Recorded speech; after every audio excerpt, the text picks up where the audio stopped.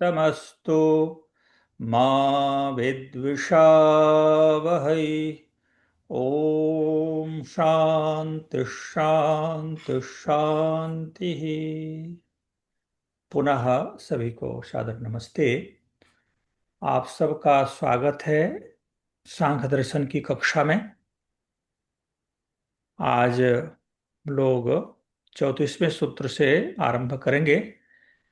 इससे आगे भी 3 सूत्र हो चुका था, लेकिन यहाँ से विषय प्रस्तुत संबंध बनता है। तो सांख्य दर्शन महर्षि कपिल का की रचना है, और इसमें अभी क्षणिकवाद का प्रसंग चल रहा है कि संसार में कोई भी वस्तु स्थिर, अस्थाई, निश्चित, फिक्स नहीं है। इस बात को हमें अभी ध्यान में रख करके बात को सुननी है। तो ये 34 नंबर जो सूत्र है, ये कहते हैं स्थिर कार्य सिद्धे है क्षणिकत्वम। तो यहां पर असिद्धे शब्द है। आ जो है मिसप्रिंट हो गया है, नीचे देखेंगे स्थिर कार्या सिद्धे क्षणिकत्वम। ये इस वाक्य से यहां पर मिस्टेक दिख रहा है।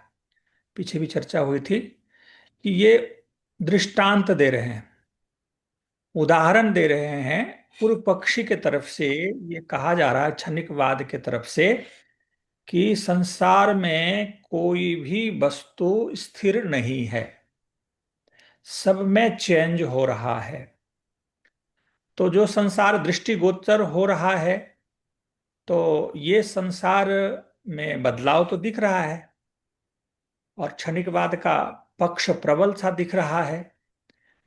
तो ये कह रहे हैं कि जब संसार में क्षणिकत्व है, हर क्षण चेंज हो रहा है, तो संसार में चाहे कोई भी वस्तु हो, अब वहां पर आत्मा को भी ले लेंगे, परमात्मा को भी ले लेंगे, वो सभी के सभी वस्तु क्षणिकत्व के पक्ष में ये लेकर के अपनी बात रख रहे हैं कि सब क्षणिक है। तो इस बात को स्थापना कर दिया क्षणिकवाद ने। तो उसका उत्तर आप महर्षि कपिल अब देंगे। तो ये 35 नंबर सूत्र में आपने सिद्धांति की तरफ से उत्तर ये भी हम लोगों ने सुना था कि न प्रतिभिज्या आवाधात। तो प्रतिभिज्यावाधात का मतलब ये होता है कि ज्ञान, यदि संसार में सभी वस्तु को क्षणिक मान लिया जाए, तो ज्ञान नहीं होना चाहिए। कैसे ज्ञान नहीं होना चाहिए? कि कल आपको मैंने देखा, आप वही व्यक्ति हैं, ये कैसे ज्ञान होगा? क्योंकि हर क्षण तो चेंज हो रहे हैं, और हमारी आत्मा भी चेंज हो रही है। तो बहुत प्रबल हेतु यहाँ पर उपस्थित किया महर्षि कपिल की क्षणिकवाद को रोकने के लिए, कि प्रतिभिज्ञा जो ज्ञान होता है उसका बाध होगा, बाध नहीं होना चाहिए। तो बाध तो हो, यहाँ तो बाध तो नहीं होता ना, हमें एक दूसरे का ज्ञान तो हो जाता है। तो जब सब कुछ क्षणिक है, हर क्षण हम चेंज हो जाते हैं, हम जो पहले थे बाद में वो हम नहीं है। तो सिद्धांति कहता है हर वस्तु क्षणिक है। कुतः, क्यों? प्रतिभिज्ञा वादात। प्रतिभिज्ञा वाद प्रसंगात, प्रतिभिज्ञा वस्तु को पहचान ना पाने से, अर्थात किसी वस्तु का पहचान ही नहीं रहेगा ना। हर क्षण हर वस्तु नया हो रहा है, जानने वाला भी जनाने वाला भी। का बाद प्रसंग आने की बात ठीक नहीं है। तो ये जो पहचान होती है, जो मैं बचपन में था, आज वही 25 वर्ष में मैं हूं। जो सुबह था वही शाम को हूं। जो मैं सायं को सोया था, प्रातः जागरण बेला में मैं हूं। ये जो सारी बातें हैं जो हम पीछे चर्चा में लाए थे, तो ये ज्ञान उत्पन्न नहीं होना चाहिए। क्योंकि ज्ञान करने वाला और ज्ञान कराने वाला वस्तु सभी क्षणिक है, सब हर क्षण चेंज हो रहा है, नया नया हो रहा है।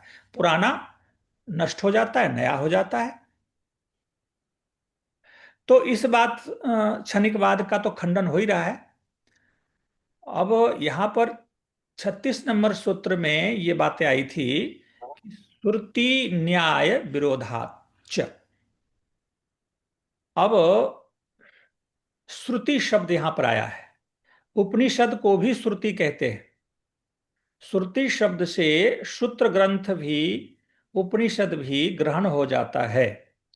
तो श्रुति वेद को भी कहते हैं, और दर्शन, दर्शन जो फिलॉसफी है उसको कहते हैं, तभी हम लोग दर्शन पढ़ रहे हैं। तो न्याय दर्शन में वात्सायन मुनि ने स्पष्ट ये बात को कहा है, और ब्रह्म मुनि जी उसका भाष्य करते हुए लिखा है कि श्रुति जो है कान होता है, कान से हम सुनते हैं, और दर्शन आंख है अध्यात्म जगत का, उपनिषद कान है, तो दर्शन आंख है, आंख से हम देखते हैं, कान से हम सुनते हैं। तो श्रुति वेद को भी यहां पर लेंगे, उपनिषद को भी लेंगे, सूत्र ग्रंथ को भी लेंगे। तो जो सूत्र ग्रंथ में आत्मा को अस्थाई माना गया है, परमात्मा को अस्थाई माना गया है, तो इन सारी बातें विरोध में आ जाएगा। क्षणिकवादी के मत को मान लिया जाए तो ये सूत्र बना करके ऋषि ये समझाना चाहते हैं कि श्रुति, न्याय और तर्क, यहाँ न्याय शब्द भी आया है। न्याय दर्शन में जो 8 प्रमाण हैं, न्याय दर्शन में जो पंचावयव है, उसकी आगे चर्चा हम थोड़ी सी करेंगे। जो जिसमें हेतु, प्रतिज्ञा, हेतु, उदाहरण, उपनय, निगमन, ये 5 बातें आएगी। तो कहते हैं न्याय दर्शन का आधार पर भी तर्क प्रमाण से भी क्षणिकवाद का खंडन हो जाएगा, और श्रुति जो उपनिषद आदि में स्थायी सत्ता का वर्णन है आत्मा का, उसका भी विरोध हो जाएगा। तो इस क्षणिकवाद में एक तो श्रुति से विरोध आएगा, और न्याय का व्यवहार संसार में चलता है, किसी को हम कैसे सत्य ठहराएं तर्क प्रमाण से, तो ये न्यायिक व्यवस्था चलती है किसी बात को सत्य ठहराने के लिए। तो ये बातें भी उससे विरोध में आ जाएगा, क्षणिकवाद की बात को मान लिया जाए तो। इसलिए आत्मा क्षणिक नहीं है। आत्मा को क्षणिक हमें नहीं मानना चाहिए। क्यों? क्योंकि ऐतरेय उपनिषद में आया है, श्रुतिस्तावत् आत्मा स इतः प्रयत्नेन पुनर्जायते। तो ये जो उपनिषद में आया है कि आत्मा का पुनर्जन्म होता है, दूसरा जन्म धारण करता है, श्रुति ऐसी बतलाती है कि वह आत्मा जब शरीर को छोड़ करके जाता है तो फिर वह दूसरा जन्म धारण करता है। अब अविनाशी व अरे अयम आत्मा अनुच्छित्ति ही धर्म, दूसरा उदाहरण दिया गया। तो इसमें अविनाशी आत्मा को बताया गया, बृहदारण्यक उपनिषद में बात आई। तो इस प्रकार से न्याय विरोधात तर्क विरोधात प्रसंगात अपि, तो न्याय और तर्क से भी आत्मा को यदि क्षणिक मान लिया जाए, संसार को क्षणिक मानना तो चलेगा, क्योंकि संसार हर क्षण चेंज होता है, हमारा शरीर भी हर क्षण चेंज हो रहा है, लेकिन आत्मा तो चेंज नहीं हो रही है। तो आत्मा को भी मान लेना, परमात्मा को भी मान लेना क्षणिक, ये बातें बनती नहीं है। तो भोक्तु कामा सन पुरुषो भोग साधनम पूर्व अनुस्तिष्ठति, भोगेन की, भोग की कामना वाले होकर पुरुष पहले भोग के साधनों को क्रय करता है, पश्चात सैव तत्फलम भोग रूपम भुंक्ते। तो ये कह दिया कि उसके पश्चात उसी फल को भोगता है। तो अस्थाई नहीं मानेंगे तो कौन पहले खरीदा और कौन बाद में जो भोगेगा वो भी दूसरा होगा। तो ये सारी बातें चर्चा हो गई थी, यहाँ तक हमारी चर्चा हुई थी। तो इसको ज्यादा विस्तार ना करते हुए 37 तक हम आए थे। दृष्टांत, दृष्टांत असिद्धेश्च, ये सूत्र पर थोड़ा सा न्याय दर्शन की बात आएगी। क्षणिकवाद में दृष्टांत के सिद्धि होने से क्षणिकवाद ठीक नहीं, ये सूत्र का अर्थ किया गया। अब यहां से विस्तार किया जा रहा है ब्रह्म मुनि जी के द्वारा। क्षणिकवाद में दृष्टांत के सिद्धि होने से क्षणिकवाद ठीक नहीं, तो इसका क्या हेतु देंगे, कैसे ठीक नहीं है? तो कहते हैं यतः क्षणिक पक्ष स्थापनाय पूर्व हेतु प्रदाय पश्चात तस्य। तो ये कहना चाह रहे हैं, यहाँ ब्लैक वाला हम देखेंगे, लाल वाला सेम है ये सब। दृष्टांतेन भाव्यम, क्योंकि क्षणिक पक्ष की स्थापना करने में पहले हेतु प्रस्तुत करें, फिर उसका दृष्टांत देना चाहिए। देखिए, अभी यहां पर हम थोड़ी सी न्याय दर्शन की बात को ले आते हैं। न्याय दर्शन में पंचावयव आया है, तो पंचावयव पहले किसी बात की प्रतिज्ञा करते हैं, फिर उसका हेतु देते हैं, फिर उसका दृष्टांत देते हैं, ये क्रम है। और फिर उपनय करते हैं और फिर निगमन करते हैं। उदाहरण, पर्वत पर धूम है, पर्वत पहाड़ पर धुआं है, ये प्रतिज्ञा हमने की। और लोगों कह रहे हैं, सामने वाले व्यक्ति को बता रहे हैं कि पर्वत पर पहाड़ पर धुआं है। तो या नहीं कहते पर्वत पर आग है, सॉरी, इसको इस ढंग से लीजिए, पर्वत पर अग्नि है, बढ़नी है। तो अब कहते हैं हेतु दीजिए, पर्वत पर आग कैसे है?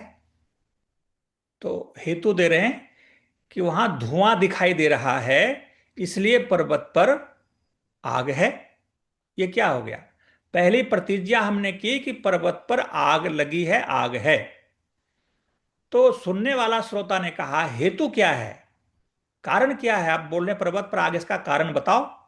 तो मैं कहा कि धुआं है। धुआं क्या हो गया? हेतु।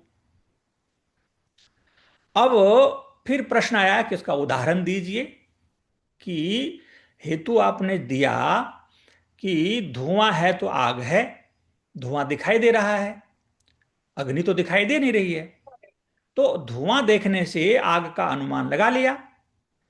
तो कहते उदाहरण से समझाइए, कि उसका उदाहरण दीजिए कि आप धुआं से कैसे अग्नि को बोध कर रहे हैं।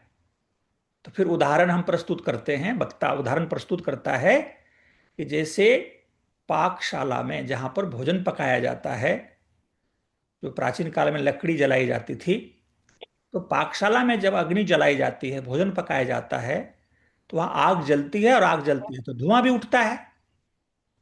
तो उस उदाहरण से हम ये सिद्ध करना चाह रहे हैं कि पहाड़ पर जो धुआं है, तो धुआं है, इसका मतलब वहां पर अग्नि है, क्योंकि धुआं होता ही वहीं पर जहां पर आग होती है, अग्नि होती है। तो उदाहरण दे दिया। अब उदाहरण को उपनय किएंगे। उपनय और उदाहरण में सिमिलरिटी है, एकता है। तो कहते हैं कि उदाहरण जब दिया तो उपनय करिए। उपनय क्या है?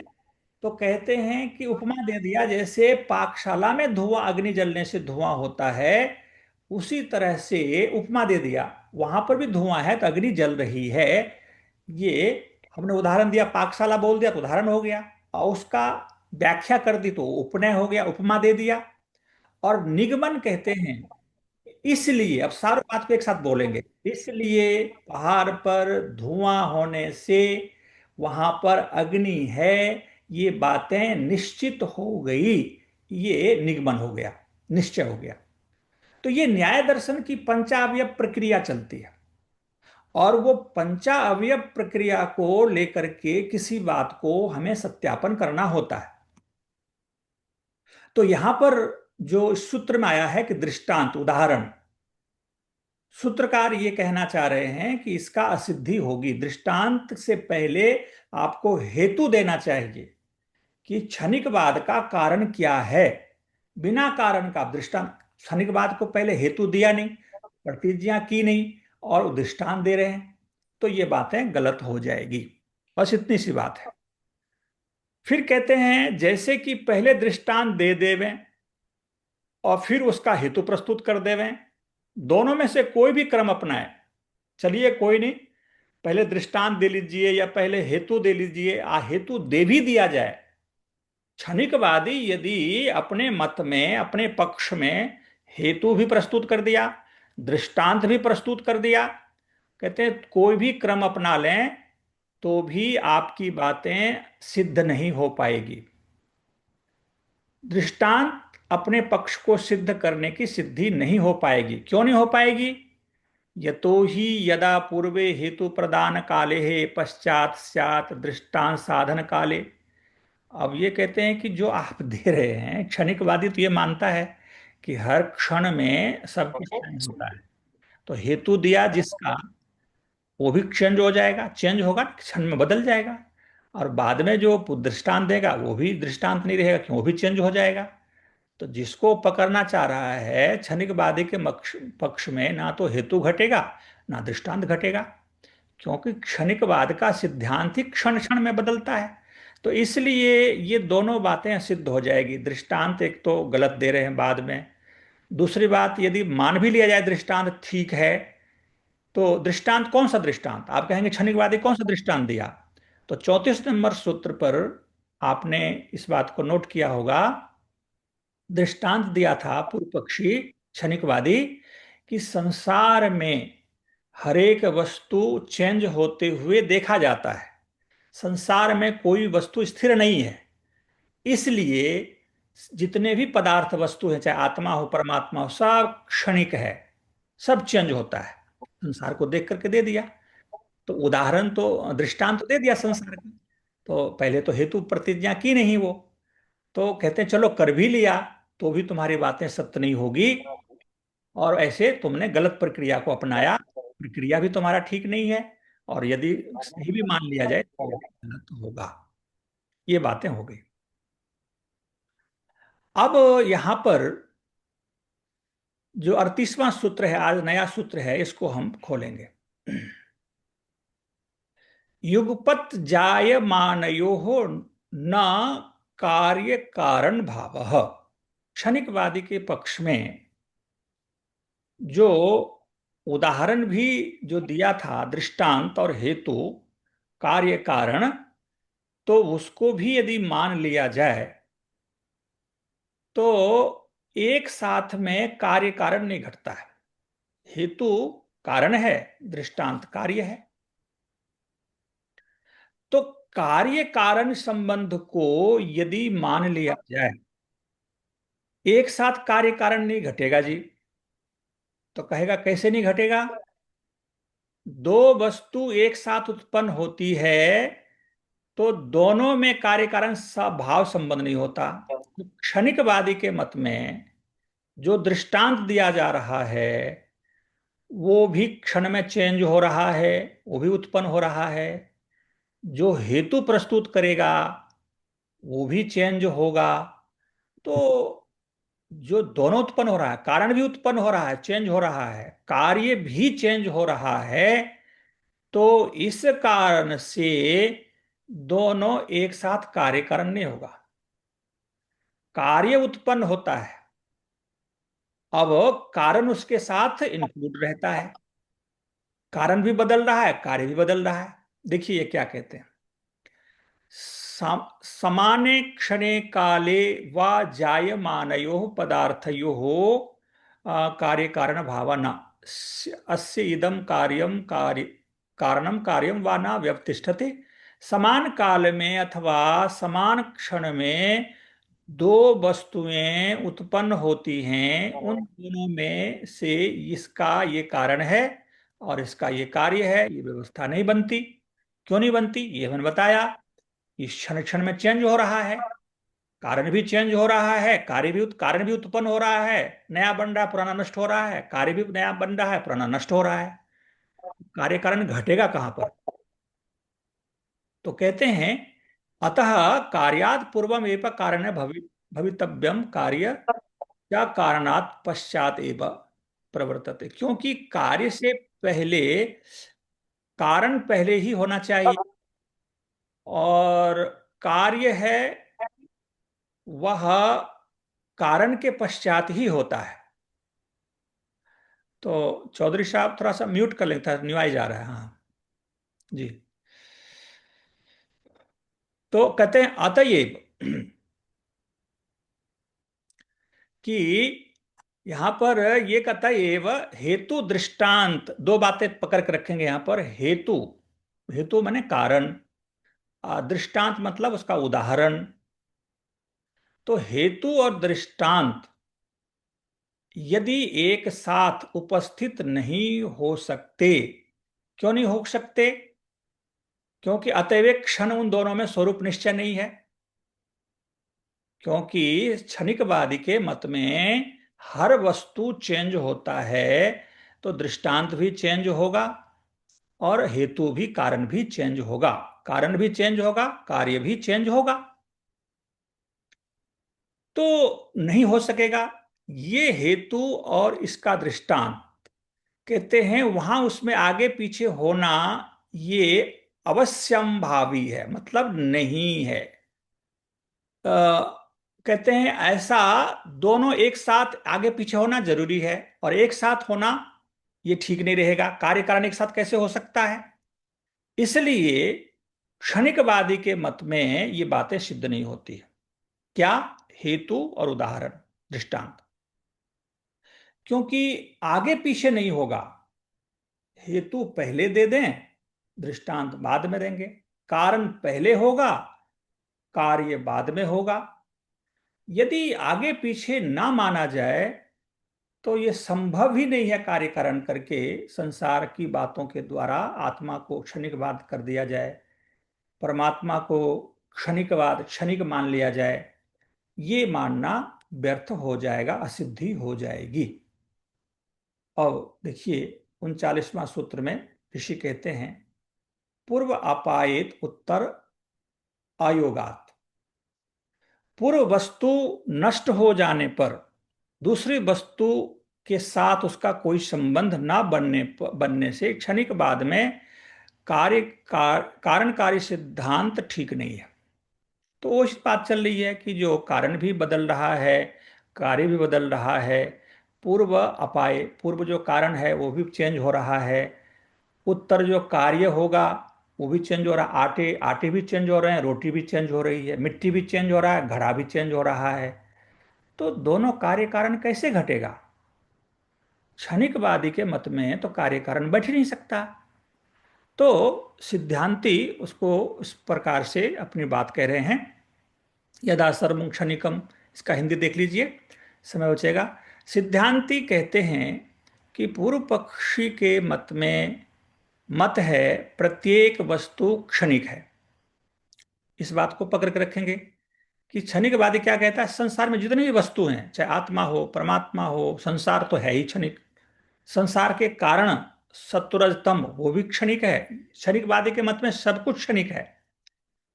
तो पहले क्षण वाली वस्तु का नाश होने पर उसके पश्चात अगले क्षण में जो वस्तु उत्पन्न हुई, उस दूसरे क्षण वाले उत्पन्न हुए पदार्थ का कोई संबंध नहीं होगा। क्यों नहीं होगा? क्योंकि जो दूसरे क्षण में जो दूसरा हो गया, पूर्व क्षण में जो पहला था वो नष्ट हो गया, तो दूसरे एक दूसरे का संबंध कैसे बनेगा, कार्य कारण कैसे बनेगा? तो ये नहीं घट सकता। इसलिए पहले पदार्थ दूसरे वाले पदार्थ का कारण नहीं बन सकता, क्योंकि वो रहता ही नहीं, नष्ट हो जाता। ना च उत्तरे पदार्थ तस्य पूर्व पदार्थस्य कार्यम अस्ति सर्वक्ष क्षणिकत्वा संबंध अभावात्। जैसे पहले वाला पदार्थ दूसरे का कारण नहीं, ऐसे ही दूसरे वाला पदार्थ पहले का कार्य भी नहीं हो सकता। क्यों? दोनों अस्थाई है ही नहीं, दोनों चेंज हो रहा है। कारण भी चेंज हो रहा है, कार्य भी चेंज हो रहा है। उसकी मान्यता में हर वस्तु क्षणिक होने से, जब क्षणिक है तो आपस में किसी का संबंध भी नहीं बनता। इसलिए कोई किसी का कार्य, कोई किसी का कारण नहीं होता। जैसे हम रोटी बनाते हैं, तो रोटी जब बनाते हैं तो आटा उसके साथ इंक्लूड रहता है, आटा को हम हटा नहीं सकते। समवायी कारण, जब वैशेषिक दर्शन आप पढ़े होंगे तो वहां पर बताया गया कि जैसे सामान्य रूप से हम तो तीन प्रकार के कारण मानते हैं, निमित्त कारण, उपादान कारण और साधारण कारण। तो ये जो तीन कारण हैं ये समान रूप से हम प्रतिपादन करते हैं। एक होता है समवायी कारण और असमवायी कारण, वो वैशेषिक का है। तो समवायी कारण का अभिप्राय है जो समवेत रहता है। जैसे हमने कुंडल बनाया, तो कुंडल, सोने का कुंडल बनाया गया, तो सोना जो मूल द्रव्य है, रॉ मटेरियल, वो कुंडल में समवेत है, इंक्लूड है। आटे से हमने रोटी बनाई तो रोटी में आटा हट नहीं गया, आटा अस्थायी रूप से वहां प्रकट है, विद्यमान है। हमने घड़ा बनाया तो मिट्टी गायब नहीं हो गई, मिट्टी उस घड़ा के साथ इंक्लूड है। कारण कार्य के साथ समवेत, उसको समवाय कारण कहते हैं। उपादान कारण जो होता है वो कार्य के साथ रहता है, बदलता नहीं है। और निमित्त कारण हट जाएगा, साधारण कारण भी हट सकता है। निमित्त कारण होता है जो बनाने वाला, साधारण कारण होता है इंस्ट्रूमेंट जो साधन से बनाया जाए, और उपादान कारण जो रॉ मटेरियल होता है वो वस्तु के, कार्य वस्तु के साथ रहता है। तो यहां उपादान कारण की बात हो रही है, निमित्त कारण और साधारण कारण की तो बात ही नहीं हो रही है। कि कार्य कारण यदि घटाया जाए, उपादान कारण को कार्य में लाया जाए तो कारण भी उसके साथ रहेगा। कारण भी चेंज हो जाएगा, कार्य भी चेंज हो जाएगा, तो कौन किसका कारण, कौन किसका कार्य, वो बातें घटेगी नहीं।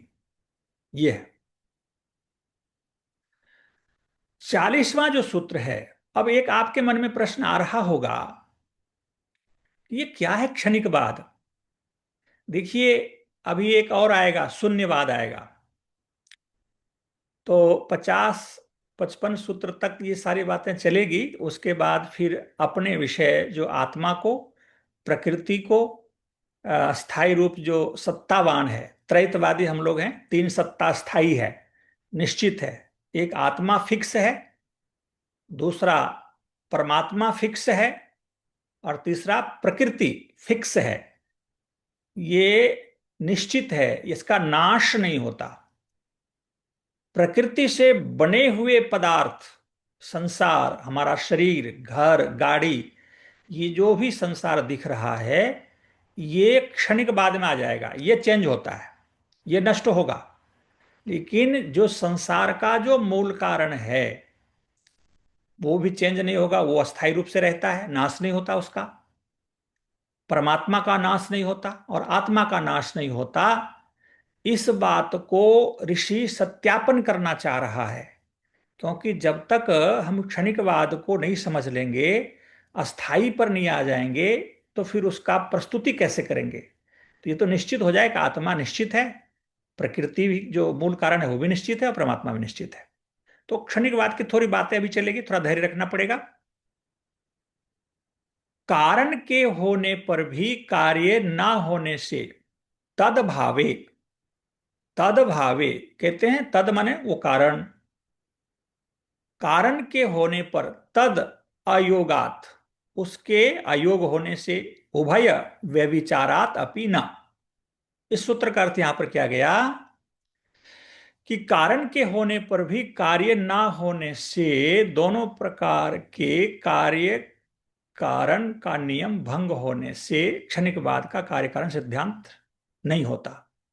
इसमें यह बात है कि तदभाव अधिक कारण को मान लिया जाए और उसके योग से कार्य तद अयोगात उभयः, तो उसके अयोग होने से कारण यदि है फिक्स और कार्य बदल रहा है, तो भी उसका कारण, उस कार्य का कारण फिक्स नहीं होगा। क्योंकि कार्य तो बदल रहा है, एक को स्थायी मान लिया जाए, एक को क्षणिक मान लिया जाए, तो भी व्यभिचार होगा, उनकी बातें सिद्ध नहीं होगी।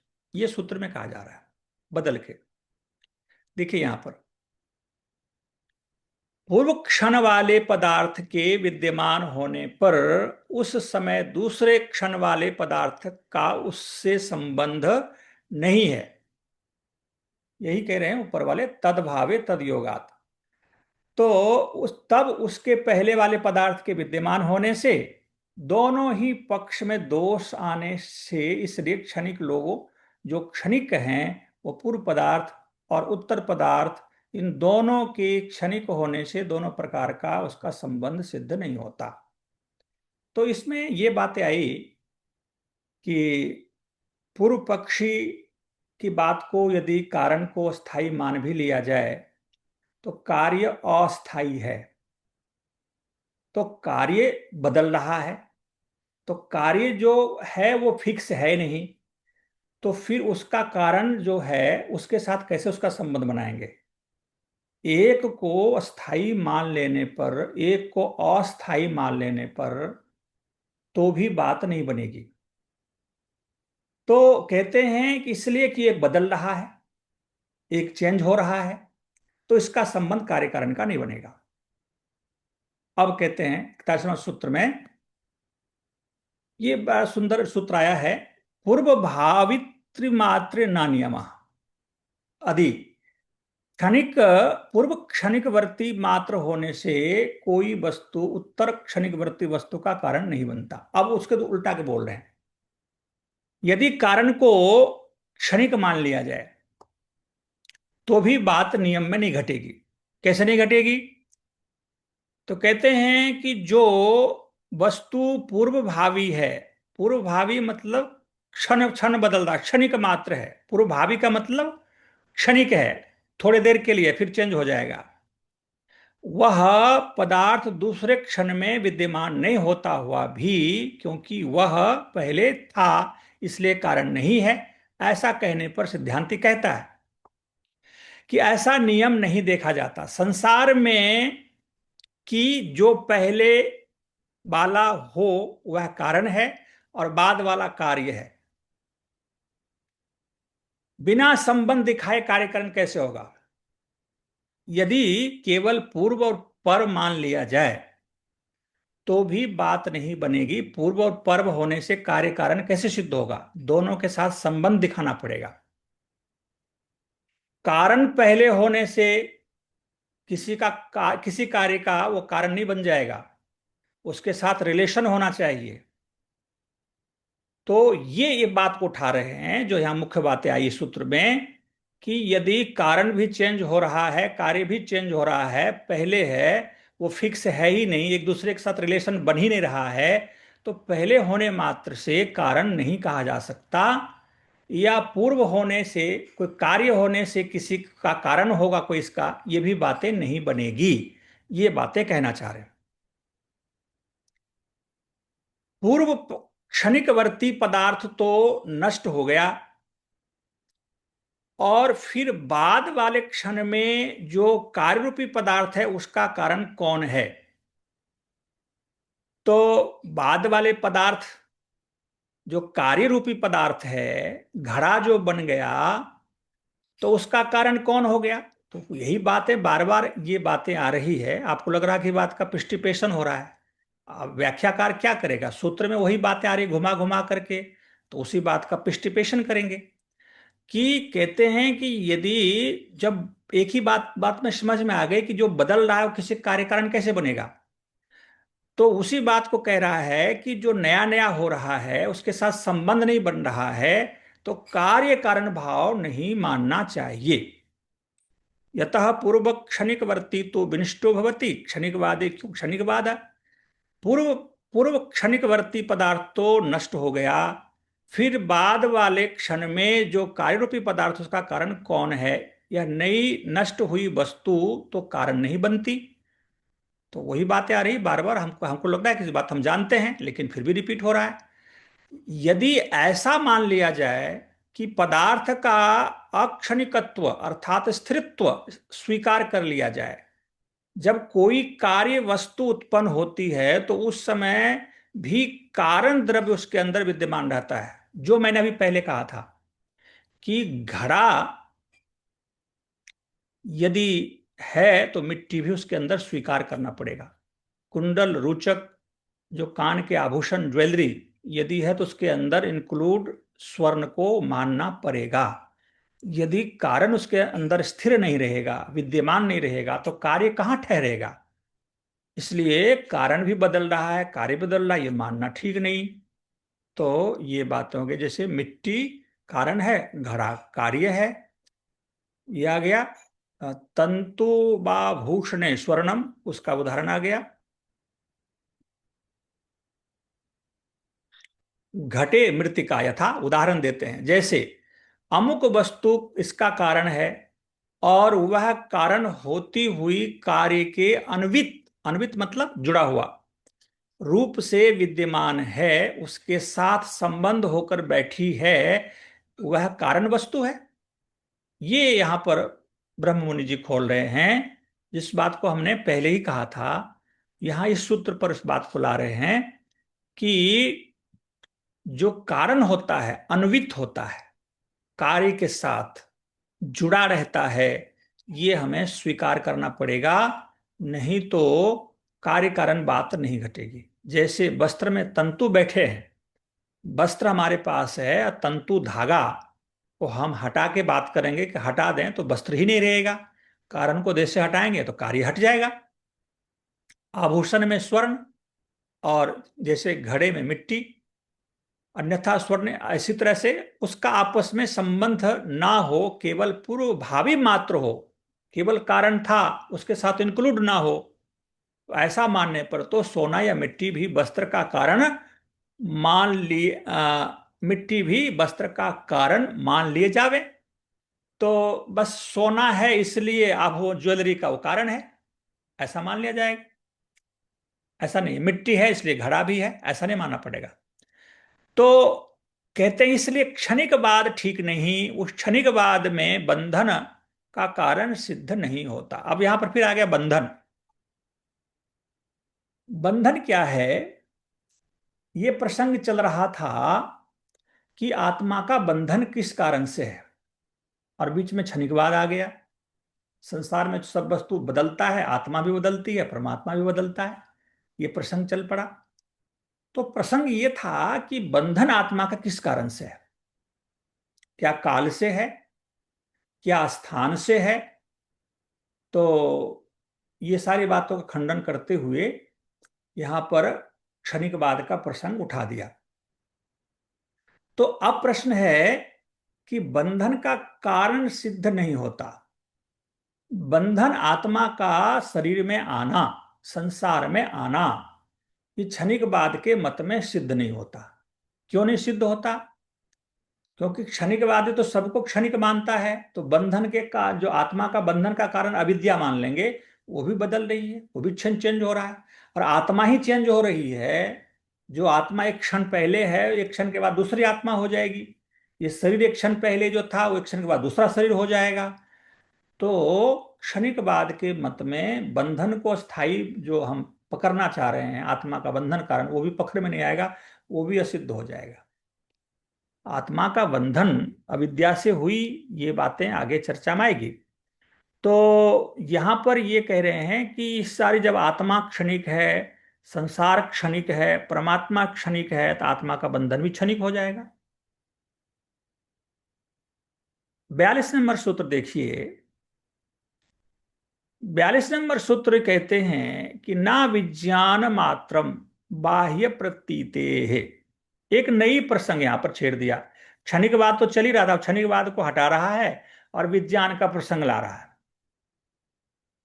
पूर्व पक्षी जो कहता है कि संसार में केवल ज्ञान मात्र है, केवल इंफॉर्मेशन है, हम कहते हैं ना, ऐसी बात नहीं है, केवल ज्ञान मात्र नहीं है, वस्तु भी है। क्षणिकवादी के बात को ला करके महर्षि कपिल और फिर अपनी बात भी जोड़, इसमें प्रश्न भी है और उत्तर भी है इस सूत्र में। क्षणिकवादी ये कहता है कि केवल ज्ञान मात्र है, ये केवल समझ है, ज्ञान है संसार। तो कहते हैं यदि संसार को ज्ञान मान लो, वस्तु को कुछ मानो नहीं, एक दूसरी बात खड़ा कर दिया कि बाह्य वस्तु की कोई प्रतीति नहीं होती है।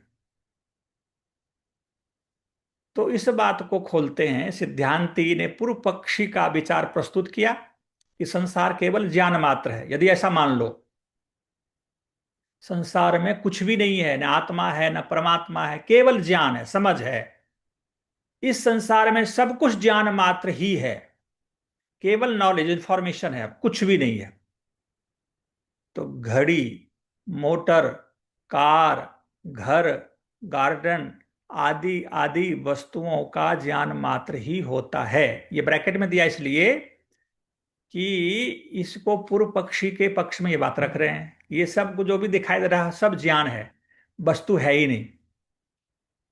अब क्षणिकवाद से थोड़ा नीचे आ गया, ज्ञान पे आ गया। तो ज्ञान से अतिरिक्त वस्तु कुछ भी नहीं है। तो इसलिए बंधन का कारण कोई वस्तु रूप हो, उसको खोज करने की कोई आवश्यकता नहीं। देखिए, दो बात पकड़िएगा यहां पर। एक होती है विद्या, एक होती है अविद्या। विद्या क्या है? ज्ञान। अविद्या क्या है? अपोजिट नॉलेज, विरोध ज्ञान, विरुद्ध ज्ञान। तो ज्ञान का होना और ज्ञान का ना होना, तो यहां पर ये कहना चाह रहे हैं कि सब कुछ ज्ञान मात्र है। केवल जान लो, ये समझ लो ज्ञान में है और वस्तु नहीं है।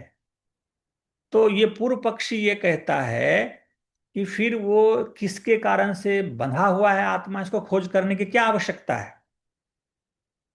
वो वस्तु कौन वस्तु है जिसके कारण आत्मा बंधन में पड़ी है, दुख भोग रही है, जन्म मरण के चक्कर में है? इसको क्यों खोज कर रहे हो? इसको छोड़ दिया जाए। वो वस्तु है ही नहीं, केवल समझ मात्र है कि हम बंधन में हैं, तो हम बंधे हुए हैं। हम मान लेंगे कि हम मुक्त हैं, तो हम मुक्त हो गए। माना हुआ है, सब कुछ समझ है, ज्ञान है। तो इस बात का खंडन करते हैं सूत्रकार कपिल जी। पहले तो प्रश्न उठा दिया और फिर उसका उत्तर देते हैं कि नहीं, ऐसा कहना ठीक नहीं है। इसलिए कहते हैं बंधन का कोई का वास्तविक नहीं है। बंधन का जो ज्ञान हो रहा है वह भी ज्ञान मात्र ही है, क्योंकि वो बाह्य वस्तु इंद्रियों से प्रतीत हो रही है। देखिए, क्योंकि वह वस्तुओं की बाह्य इंद्रियों से प्रतीति हो रही है, इसलिए वस्तु भी है। तो ऋषि कहना चाहते हैं कि बाह्य प्रतीति केवल ज्ञान मात्र कहोगे, ये बातें ठीक नहीं है। ऐसा कहना कि सब कुछ ज्ञान ज्ञान है, सब केवल समझ है, तो ये बात ठीक नहीं होगी। बाह्य प्रतीति होती है। अग्नि में हाथ डाल करके देखो ना भाई, अग्नि में हाथ डाल के जब हम देखेंगे तो हाथ नहीं जलना चाहिए, क्योंकि अग्नि का ज्ञान तो होगा लेकिन अग्नि नहीं है। जल में प्रवेश करके देखेंगे, हम डूबेंगे नहीं। तो बाह्य वस्तु की प्रतीति होती है, ये ऋषि कह रहे हैं। इसलिए सब कुछ को केवल ज्ञान मान लेना ठीक नहीं है। बाह्य इंद्रिये प्रतीयमानो घटो अयम घटो अस्ति इति प्रतीयते, ना तो अहम घटा इति प्रतीयते। बाह्य इंद्रियों से वस्तु की प्रतीति होते हुए ऐसा अनुभव होता है कि यह घड़ा है, ना कि मैं घड़ा हूं। घड़ा अलग है, मैं अलग हूं। गाय अलग है, भैंस अलग है, बकरी अलग है, पेड़ अलग है। तो ये इस प्रकार से जो अलग अलग प्रतीति हो रही है, केवल ज्ञान मात्र नहीं है, उसको यथार्थ रूप में मानना पड़ेगा। इंद्रियों के द्वारा वस्तु की प्रतीति होती है, इसलिए केवल ज्ञान कह देना ये बातें घटती नहीं है। पहले तो क्षणिकवाद की बात खंडन किया, फिर कहते हैं ज्ञान मात्र है, कुछ भी नहीं है संसार में। अब उसको और अच्छी तरह समझाते हैं। तदभावे तदभावात शून्यम तरही। अब एक नया बात देखिए, ज्ञानवाद तो थोड़ी सी आया एक दो सूत्र में। तो मूल जो दो पक्ष है, एक क्षणिकवाद है, एक शून्यवाद है। यहां पर शून्यवाद की स्थिति प्रकट हो रही है। यदि वस्तु का अभाव मान लिया जाए, पहले तो कहा ज्ञान है, वस्तु कुछ भी नहीं है, तो ऋषि ने कह दिया कि वस्तु की प्रतीति होती है। अच्छा, तो यदि वस्तु का अभाव मान लेते हैं, फिर ऋषि कहते हैं तुम्हारी बात मान लेते हैं कि यदि वस्तु है ही नहीं, केवल ज्ञान है, तो ज्ञान का भी अभाव हो जाएगा। देखिए, बहुत गहरी बात है। यदि पकड़िएगा तो बहुत बड़ी बात है, और यदि ध्यान से नहीं सुनेंगे तो लगेगी कि एक ही बात का पृष्ठपेशन हो रहा है, रिपीट हो रहा है। कहते हैं यदि वस्तु का अभाव कौन मान रहा है? क्षणिकवादी ज्ञान पे आ गया कि सब ज्ञान मात्र है, वस्तु नहीं है कुछ भी। तो ऋषि कह दिया कि नहीं, तुम्हारा कहना गलत है। बाहर वस्तु दिखाई देता है इंद्रियों से, ये घड़ा है, ये गाय है, ये पक्षी है, ये पेड़ है, पहाड़ है। फिर कहते चलो कोई बात नहीं, तद अभावे, हम बाहर की वस्तु को अभाव मान लेते हैं। तुम्हारी बात थोड़ी देर के लिए अभ्युपगम सिद्धांत, अभ्युपगम सिद्धांत का मतलब यह होता है न्याय दर्शन में कि थोड़ी देर के लिए पूर्व पक्षी की बात को मान लेते हैं। सपोज दैट, मान लिया जाए ऐसा, वो मान नहीं रहे हैं उसकी बात को सिद्ध करने के लिए, कि यदि संसार के सभी वस्तुएं अभाव हो गया तो ज्ञान का भी अभाव हो जाएगा। किसका ज्ञान रहेगा जब वस्तु कुछ है ही नहीं? तो ज्ञान किसका? किसको कहेंगे ये घड़ा है, ये सोना है, ये मिट्टी है, ये पहाड़ है, ये जल है, ये मनुष्य है, ये पशु, किसको कहेंगे आप? ये किसका ज्ञान? आत्मा भी नहीं है, परमात्मा भी नहीं है, ये संसार भी नहीं है, वस्तु का भाव मान लेते हैं तो ज्ञान का भी अभाव हो जाएगा। फिर क्या चल पड़ेगा? शून्यवाद चल पड़ेगा।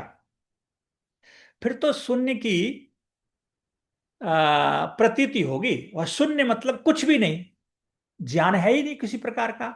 अच्छा बुरा, ये कठोर मृदु, ये जो भी कुछ ज्ञान है वस्तु के कारण है, पदार्थ के कारण है। यदि पदार्थ नहीं होगा, वस्तु नहीं होगी, तो ज्ञान किसका होगा? शून्य हो जाएगा, सब जीरो। तो महर्षि यहाँ ब्रह्म मुनि जी भाष्य करते हुए विस्तार करते हैं, बाह्य विषयस्य अभाव तस्य विज्ञानस्य अभाव अनुभव भवेत। तो वही बात जो बात ऊपर आई थी। तो कहते हैं कि यदि बाह्य विषय ना हो, बाहर वस्तु ना हो, तो अगर वस्तु ही नहीं है तस्य विज्ञान से अभाव, तो उसका ज्ञान का भी अभाव हो जाएगा। क्योंकि वस्तु नहीं तो किसका ज्ञान करेंगे हम? अनुभव, अनुभवो भवेत, फिर उसका अनुभव भी नहीं होना चाहिए। फिर उसका अनुभव कैसे होना चाहिए? हमको सर्दी लग रही है, गर्मी लग रही है, भूख लग रही है, प्यास लग रही है, ये वस्तु है, ये वो वस्तु है, ये अनुभव कैसे हो रहा है? नहीं होना चाहिए। वस्तु है ही नहीं, केवल ज्ञान मात्र है। तो अनुभव वहां हो रहा है, जैसे अलग अलग ये घड़ी है, ये पंखा है, मोटर है, कार है आदि दिखाई दे रहे हैं। तदा शून्य प्रसज्यते, प्रशस्यते, कि फिर तो वह शून्य ही होगा, कुछ भी ना दिखाई देगा, किसी भी वस्तु का ज्ञान भी ना होगा। जैसे बंद कमरे में गए और अंधेरा है चारों ओर, तो हमें कुछ दिखाई नहीं देता है। तो सारी दुनिया में ऐसा ही दिखना चाहिए, एकदम ब्लैक होल, हर जगह शून्य ही हो, किसी भी वस्तु का ज्ञान नहीं होना चाहिए, क्योंकि वस्तु तो है ही नहीं। आपके विचार के आधार पर, ये ब्रैकेट में भाष्यकार ने दे दिया है, तो इसको हम इसी रूप में जानते हैं उसी बात को। तस्मात्, कहते हैं इसलिए तो आप बात कह रहे हैं कि वह ठीक नहीं है, ना विज्ञान मात्र, केवल ज्ञान मात्र ही नहीं है, केवल ज्ञान मात्र ही नहीं है, अपितु वस्तु भी है। वस्तु स्थित्या भवितव्यम एवं, वस्तु की स्थिति भी होनी चाहिए, वस्तु का अपना अस्तित्व भी होना चाहिए, तभी हमें उसका ज्ञान होगा। अतश्च बंध कारणस्य अन्वेषणम तो कार्यम एव। अब प्रश्न आके फिर कहा, जब वस्तु को स्वीकार कर लेंगे तो आत्मा का बंधन कैसे हुआ, इस वस्तु का भी खोज करना पड़ेगा। आत्मा दुख में क्यों पड़ी, शरीर में क्यों आई? शरीर में आने का कारण तो ढूंढना पड़ेगा, क्योंकि अब वस्तु हमने स्वीकार कर लिया। वस्तु स्वीकार नहीं करेंगे तो इसको स्वीकार नहीं करेंगे, ठीक है। तो वस्तु तो मानना ही पड़ेगा, तभी ज्ञान होगा। तो ज्ञान केवल कहने मात्र से बात बनेगी नहीं। अब देखिए, यहां पर शून्यवाद की उपस्थिति को और प्रबल करते हुए ऋषि लिखते हैं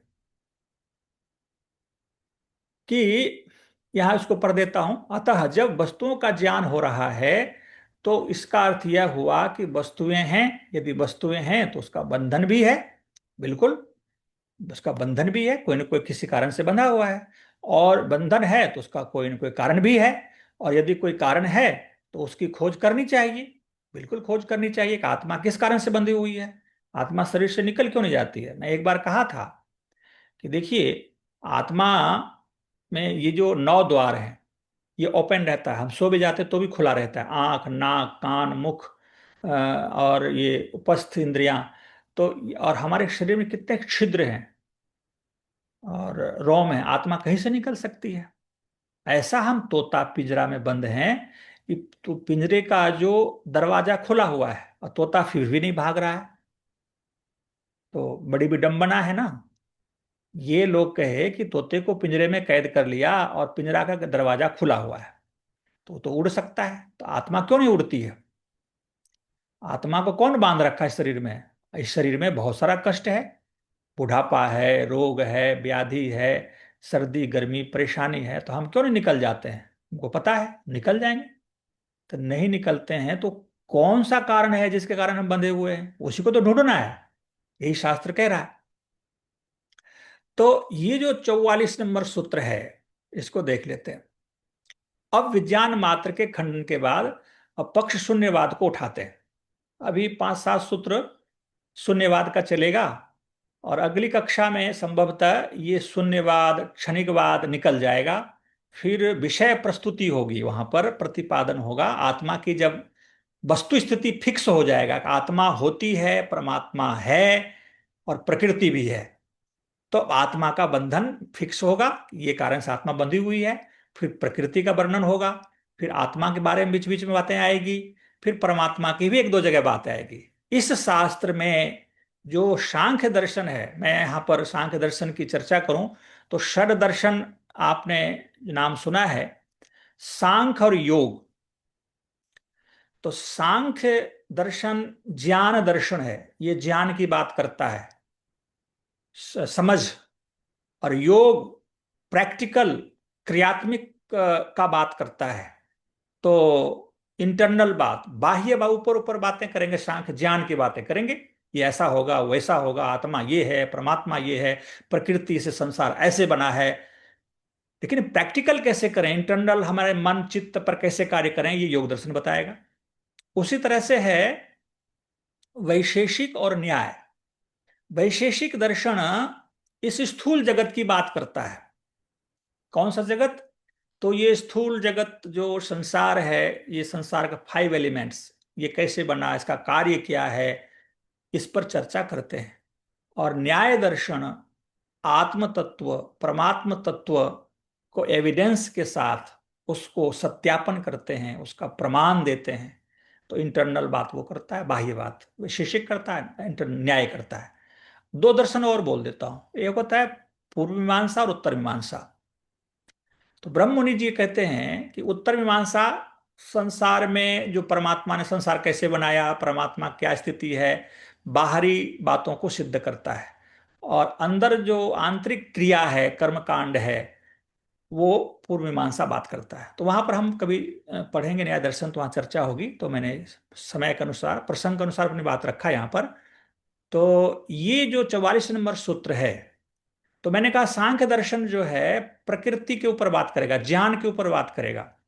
और सबसे ज्यादा इसमें आया है कि संसार का डेवलपमेंट कैसे हुआ, संसार बना कैसे। मुख्य विषय तो अब शुरू होने वाला है, अभी तो भूमिका में ही सारी बातें चल रही है। कहते हैं कि शून्यम तत्वम भावो विनश्यति वस्तु धर्मत्वात् विनाशस्य। पूर्व पक्षी कहता है शून्य ही सत्य है। अब एक नई बात ला करके खड़ा कर रहा है। क्षणिक बाद उसका मत खंडन में आ गया, ज्ञान बाद मत खंडन में आ गया। तो कहते हैं अब शून्य मान लेते हैं। पूर्व पक्षी कहता है शून्य ही सत्य है, क्योंकि जो सत्तात्मक वस्तु है वह एक दिन नष्ट हो जाती है। विनाश तो प्रत्येक वस्तु का धर्म है। तो वस्तु तो विनाश होता है, लेकिन शून्य की सत्ता है, शून्य जो है उसकी सत्ता है। ये कौन कह रहे हैं? पूर्व पक्षी कह रहा है। और जो वस्तु है वो तो नष्ट हो जाती है। तो कहते हैं शून्यवादी कहता है कि यदि ज्ञान मात्र ही वस्तु कुछ नहीं, यदि ज्ञान ही सब कुछ है और शून्य ही सब कुछ है, उसी को ज्ञान कह लो, उसी को शून्य कह लो, वस्तु कुछ नहीं है, तो वस्तु नहीं ही नहीं तो ज्ञान किसका? ये बातें पूर्व थी। तो फिर कहते हैं शून्य ही सत्य है। सिद्धांति पूछता है कि कैसे? तब पूर्व पक्षी कहता है भाव, अर्थात जो सत्तात्मक पदार्थ है वो नष्ट हो जाता है। अब पूर्व पक्षी तो यही कहेगा सत्तात्मक पदार्थ, जैसे पहाड़ है, नदी है, या घर है, पेड़ पौधा है, ये यहाँ रेल, गाड़ी, कार, मोटर, मकान आदि जो भी, ये सत्ता इसकी है, तो इसका तो नाश हो जाता है। शून्य का कभी नाश तो नहीं होता है ना। शून्य का कभी नाश नहीं होता है, वो शून्य हमेशा रहता है। इसलिए जो वस्तु, ये खाली बाह्य जगत को आत्मा को तो देख ही नहीं रहा शून्यवादी, परमात्मा को तो देख ही नहीं रहा, ऊपर वो जो दिखाई देता है उसी को लेके चल रहा है। तो कहते विनाशः खलु वस्तु धर्मः। तो वस्तु का धर्म विनाश है, वो नष्ट हो जाता है। तो कहते हैं वस्तु का धर्म होने से वस्तुनो भावस्य सत्तात्मकस्य पदार्थस्य विनाशः धर्मः। वस्तु अर्थात जितने भी भावात्मक सत्तात्मक पदार्थ हैं उसका ये धर्म है विनाश। हर वस्तु अंत में नष्ट हो जाती है। अब ये बातें तो खंडित है ना, आत्मा का नाश तो होता ही नहीं, परमात्मा, अब आत्मा परमात्मा को तो मान ही नहीं रहा है। वो तो बाहर की जगत को देख करके सारे को खंडन कर रहा है। तो फिर कहते हैं जब हर वस्तु का विनाश हो जाएगा तो शून्य ही तो रहेगा। तो हमारे जितने भी महापुरुष अथवा पूर्वज थे वे सब अब कहाँ हैं? शरीर मृत्यु हो को प्राप्त हो गया, अब हम उसको नहीं देख सकते। और जो पुराने महल थे, किले थे आदि, वे सब भी समय के साथ नष्ट हो गया। तो फिर सब शून्य हो गया, इसलिए शून्यवाद ही सत्य है। ये पूर्व पक्षी का सूत्र है। तो फिर बंधन का जो कारण है वह भी नष्ट हो जाएगा। बंधन कारण क्यों ढूंढ रहे हो, आत्मा किस कारण से बंधी है, वो भी नष्ट हो जाएगा। मोक्ष का भी नाश हो जाएगा, फिर तो मोक्ष का भी नाश हो जाएगा, कुछ भी नहीं रहेगा। तो बंधन के कारण अन्वेषण खोज करने की आवश्यकता ही नहीं। जब हर वस्तु नष्ट हो रही है तो फिर क्यों बंधन के कारण को नष्ट करने के लिए पुरुषार्थ करें। तो बंधन का कारण भी नष्ट हो जाएगा, उसके लिए हम पुरुषार्थ क्यों करें, क्यों खोज करें। छोड़ दीजिए ना, सब कुछ सब शून्य है। तो अंत में एक बात कह के विराम कर देता हूं, इस सूत्र की व्याख्या नहीं करूंगा। 45वां सूत्र, समय हो गया है। ये ऋषि जो पूर्व पक्षी ने 44वां सूत्र बना करके जो शून्यवाद को लाके खड़ा किया कि जो वस्तु दिखाई देता है अंत में सब नष्ट हो जाता है, कोई तो हमारा दादा परदादा है ही नहीं, जो पुराने किले महल थे सब नष्ट हो गए, सूर्य चंद्र भी नष्ट हो जाएगा, तो शून्य ही तो बचेगा, कुछ नहीं बचेगा। तो ऋषि बहुत बड़ा मैसेज दे दिया, अपवाद मात्रम अबुद्धानाम। तो कहते हैं ये अबुद्ध अज्ञानी जन है उसका यह कथन प्रलाप मात्र है कि सब शून्य ही है। ऋषि कहते हैं ये मूर्खपना है, ये बालकपना है, अबुद्धा नाम, विवेकहीन का कथन है। कहते हैं कि सिद्धांति कहता है कि तो जो अज्ञानी कम बुद्धि वाले लोग हैं की बात करते हैं, शून्यम तत्वम, शून्य ही सत्य है, क्योंकि अतः च भावो विनश्यति, सत्तात्मक वस्तु का अंत में नष्ट हो जाएगा। तो क्यों? कहते हैं कि ये कथन तो ज्ञान अज्ञानी लोगों का प्रलाप मात्र है, प्रलाप, बच्चे लोग जैसे बड़बड़ाते हैं। सिद्धांत कहता है शून्य सत्य है, आपने प्रतिज्ञा की, अब इसकी सिद्धि के लिए कोई प्रमाण तो दोगे। ये तो कोई भी बात अपने रख रहे हैं कि शून्य ही सब कुछ है, शून्य ही सत्य है, तो ये सब नष्ट हो जाएगा, तो उसका कोई प्रमाण देंगे। और प्रमाण के तो कोई बात सिद्धि नहीं, प्रमाण के बिना तो कोई बात सिद्ध नहीं होगा। और प्रमाण दोगे तो कहीं न कहीं प्रमाण लाओगे तो उसको वस्तु माननी पड़ेगी, और वस्तु जब माननी पड़ेगी तो कोई शून्य को और कोई वस्तु से सिद्ध करेंगे, क्योंकि बिना प्रमाण का आप शून्यत्व को कैसे सिद्ध करेंगे।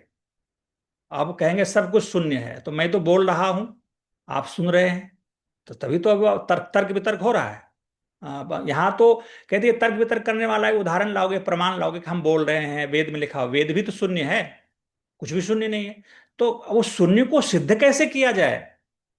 तो हम कहते हो सब कुछ शून्य है, तो शून्य कहने मात्र से हम मान तो नहीं लेंगे ना कि शून्य है, उसको सिद्ध करोगे किसी वस्तु से, किसी प्रमाण से, वेद से, शास्त्र से, उदाहरण से, दृष्टांत से, तो वो शून्य है, वो है ही नहीं, तो तुम्हारी बातें खंडित हो जाएगी। तो शून्यवाद की बात इतना ही है। तो समय भी हो गया है, तो इस सूत्र को और थोड़ा सा चर्चा में जब स्टार्ट करेंगे तो ले आएंगे। और 50-55वां सूत्र 10 सूत्रों में और रहेगा, ऊहापोह थोड़ा सा, और अब आगे विषय निश्चित हो जाएगा। फिर आत्मा का बंधन किस कारण से, ये फिक्स होगा। और फिर प्रकृति से सृष्टि कैसे बनी है, ये बातें चल पड़ेगी। तो आप सबका बड़ा बड़ा धन्यवाद, आप सब जुड़ते हैं। और फिर अगले सत्र में मिलेंगे। तो नमस्ते सबको, ओम शम। कोई प्रश्न है तो पूछ लिया जाए। कह रही है आपने जो पिछला रिकॉर्डिंग था उसका लिंक नहीं भेजा, रिकॉर्ड नहीं हुआ क्या पिछले बार, पिछले सप्ताह हाँ का? हाँ, रिकॉर्ड हुआ, लेकिन बच्चे को मैं एक दो बार रिपीट किया, फिर उसको समय नहीं मिला। तो तीन हो गए, तीनों को फिर मैं इकट्ठे, वो डाला नहीं है यूट्यूब पे। तो कहता रहा, फिर वो व्यस्त हो गया। तो मैं करवाता हूँ, कल परसों में फिर भेजता हूँ इसको। ठीक है। जी जी जी।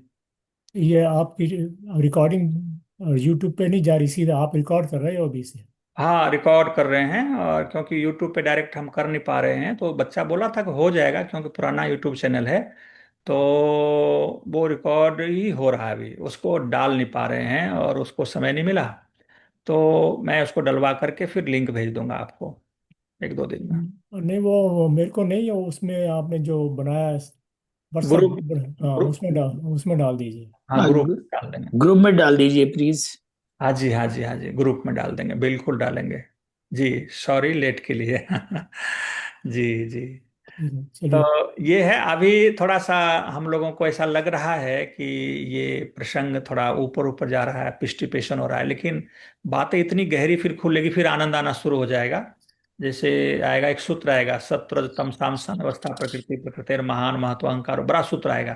तो सृष्टि का डेवलपमेंट जो 25 तत्व गिनाए गए सांख्य में, तो उसको जब हम लोग वहां शुरू आएंगे, अब आने वाला होगा, तो फिर लगेगा कि हाँ, कुछ नई चीजें हमें मिल रही है। जी। ठीक है, विराम करें। जी। ठीक है जी, सबको पुनः नमस्ते। नमस्कार, बहुत बहुत धन्यवाद आपका। जी जी, धन्यवाद।